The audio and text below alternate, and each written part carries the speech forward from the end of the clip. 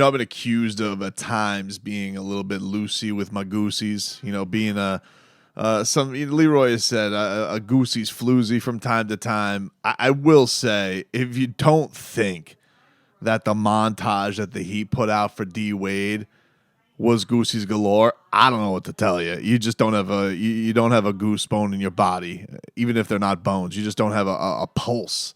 If you didn't see the video put up by the Miami Heat, pause this video and then just go run and then come back and say, Tobin, now I'm watching this video. Goosey's galore, dude.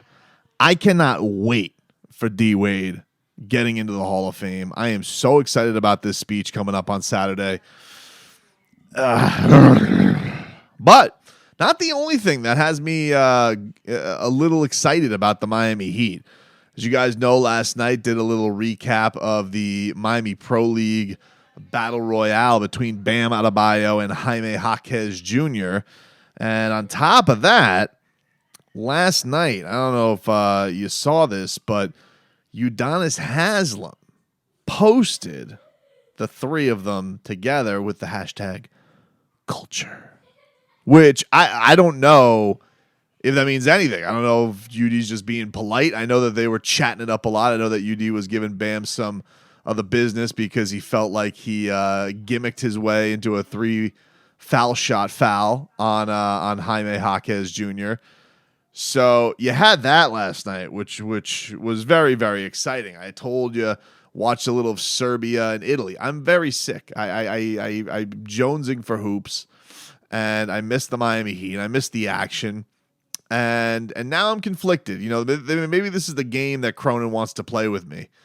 As he sits in his tower of fear, not willing to make a deal, while the Miami Heat are all getting ready to go party and celebrate their greatest player, the player that they actually built championships around, not like this, Cronin who lies to Damian Lillard. Liar. But shout out to my guy, Christos Saltas. Christos, love him, dude. Christos, been on this on my show a few times. He is a great dude, right? And he was boots on the ground with the Serbian national team.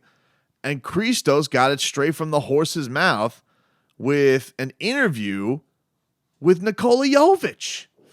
And this Nikola Jović is handling things already like a pro's pro. Mind you, this man just turned 20 recently. Looks like the Serbian Terminator, hulked out of his mind, and it's a very enticing prospect to see what he may become. The only thing you could really knock him last year was that he wasn't able to stay healthy. But listen to Jović, courtesy of my guy Christos, SDNA Greece, and listen to this. He not only puts it out there, whatever happens, happens, but makes it very clear that he wants to stay with the Miami Heat. The noise about the trade rumors about Damian Lillard, how affect on you, and how you try to stay locked in the Serbian national team? I mean, it's basketball now, rather than somewhere else or in Miami. I feel like I got a lot more to learn. Of course, I would love to be in Miami. Those guys are great, and they helped me a lot, and I would really love to stay with them and continue to grow in basketball and, as a person, because they're unbelievable, What happens. That's all. I hope I stay. That's all. He hopes he stays. He'd love to stay in Miami. They've helped him a lot. We've talked about that. We've talked about the development of Jović, and we've talked about what that's been like, how they believe this kid as a bright future. But look, a lot of people don't know of him. He didn't get much time on the court this year. This was very much a developmental project for them because he was so young, was eyes wide open coming over here. And, you had some injury issues, but then they just had him get bulked up. Watched a lot of his warm-ups because his warm-ups, like when you go to Heat games, the first guy to always warm up is Kyle Lowry. He's there 3+ hours before tip. Then the next guy's usually either was like Omer Yurtseven or Jović. And Jović, they were like, Jović probably had one of the more intense pregame workouts. He worked out not necessarily like he was going to play. He worked out like he was getting his big workout at that time of that night. And they put him through all kind of movement, all these different kind of shooting drills. It was just different from everybody else. Everybody else was kind of just getting ready for game action. It was literally like a warm-up. With him, it felt very much like this is a workout, not a warm-up. And I think that's why, he's probably been pleased because he's a kid who's very outwardly hard on himself and vocal about stuff. And, they didn't baby him. They're trying to, they are treating him as any guy they want to compete and built out of. And I think Jović digs it. And so when he says that and he puts it on the record that he hopes he stays, it was a cool thing to hear from him. That, a lot of people do, especially at his age, could get bothered by trade rumors, which is understandable. It's understandable that, Tyler Hero at his age will get bothered by trade rumors. He'd be bothered by, you get it. So for him to not only say, "Listen, I'm not bothered by it. It's basketball, and I would love to stay in Miami. I love what I've been learning here and what he's crafting here." And he's was really looked on at the summer league team like he was the leader of the team and was doing everything. And then they kind of they slowed his minutes down. He got a little bit banged up, had a little ankle injury. But now he's off and against Serbia, and he's getting a chance to lead there too. So it's kind of exciting that you get this idea of Nikola Jović had a year where he didn't play much basketball, did a lot of physically developing himself, developing the skills, and now he's getting that chance with Heat Summer League with the Serbian national team to kind of get that the real tools and put them to work. That's what's exciting about it. I can't lie.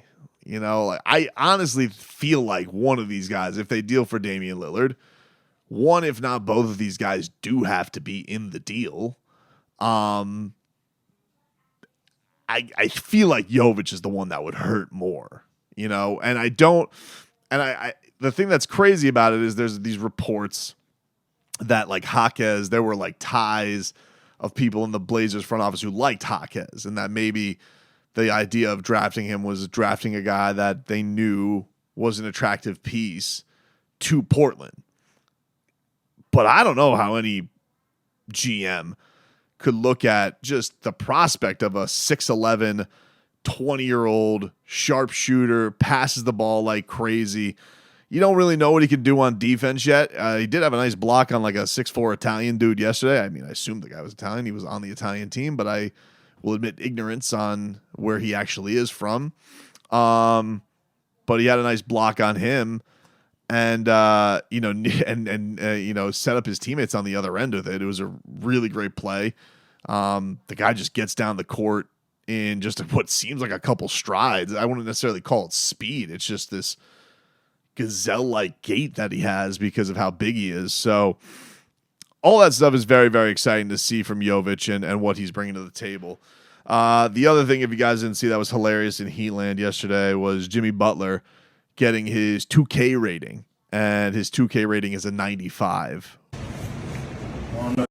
No more. Hey, tell him that you're logging his mind so I can get on the 95 on 2K, guys. Which is along the lines of Evan Turner and Jason Tatum. I think the guys who are above him, Joker, obviously the highest. He was a 98. I think it was KD, Giannis, LeBron, Joel Embiid, I think are the other guys who are above him. Yeah, I think that's the list. If I miss somebody, sue me. And then Damian Lillard was behind him at 94. So, you want to talk about 2K ratings in the words of Hassan Whiteside. I'm just trying to get my 2K rating up. And Jimmy Butler, very pleased with himself. Although I got to be honest with you, if there was anybody who I would say doesn't care about 2K ratings genuinely, it'd probably be Jimmy Butler. So that's what I think makes it funny. Also, Evan Turner found this to be offensive for some reason. Former Blazer, former teammate of Damian Lillard. Evan Turner does a podcast now with former Heat swingman Andre Iguodala, and he said, I F with Jimmy, and I respect all that he's done in his career and his upbringing, but a 95 for a 2K rating is crazy. And then he said something to the effect of, well, if he gets that, then what does Kyrie get? I'm just like, wait a minute. Hold on, dude. Really? Like, I don't play 2K, but I'm of the impression that 2K usually is currently based. It is based on, hey, this is where this guy's at, and your 2K rating can go up or down. If we're just going off the end of last season and Jimmy Butler's not one of the top players in the league, then who is? Like, if he's not going to have the same rating as Jason Tatum, that's kind of stupid. I mean, I think that's a little bit weird. But Evan Turner got all sensitive with the 3, 2, 1. But then Evan Turner was getting all sensitive. He's like, oh, you know, LeBron, you guys didn't win a championship. You know, LeBron brought you those championships. Boo-hoo. And then he was like, and then he tweeted out, I hoop like Jimmy Butler for real. So, I don't know. He's trying to laugh. He's trying to tweet through it, Evan Turner. He's trying to answer for his crimes, but you know, what are we doing here? Like, if you're not going to rank, it's, you know, I don't know if it's a Heat thing. I don't know what it is, dude. I don't know what it is. You know, Gabe Vincent comes here, undrafted, you know, dude, nice scrappy story. Dude's going to be treated like Magic Johnson on the Lakers. Dwayne Wade's here. Oh, he's the best coattail rider there's ever been. Shaq and LeBron. You know, Jimmy Butler comes here, his regular season performances, which nobody usually cares about regular season performances. But like we always go on guys' playoff performances, and then with Jimmy Butler, they're like, yeah, but he's not that in the regular season. It's like, wait, who cares? Putting 2 and 2 together on this, honestly, though, I would say that Jimmy Butler's only posting about his 2K rating simply to mock Evan Turner. That has to be the only reason, because this dude, at least publicly, does not care about any accolades. So for him to post that tongue in cheek the day Evan Turner's like out here calling into question, mad at the internet because Jimmy Butler got a 95. That has to, because Jimmy Butler's the one thing that everybody will say, he's the biggest troll out there. And so to see, I'm sure if he saw anybody getting their feathers ruffled over his 2K rating, that is when he would exactly be the point where now I'm going to bask in this because it bothers people, whether that be the hair, saying playoff Jimmy's not a thing, just going against whatever the narrative is. Find Jimmy Butler at the opposite end of the spectrum, and that's typically where you'll find him. If you can't find Jimmy Butler in the world, you'll find him where everybody is zigging, he's usually zagging. And so you would think, oh, Jimmy Butler, he doesn't care about 2K ratings, but I will if it's going to greatly bother Evan Turner. So that's a good play by Jimmy.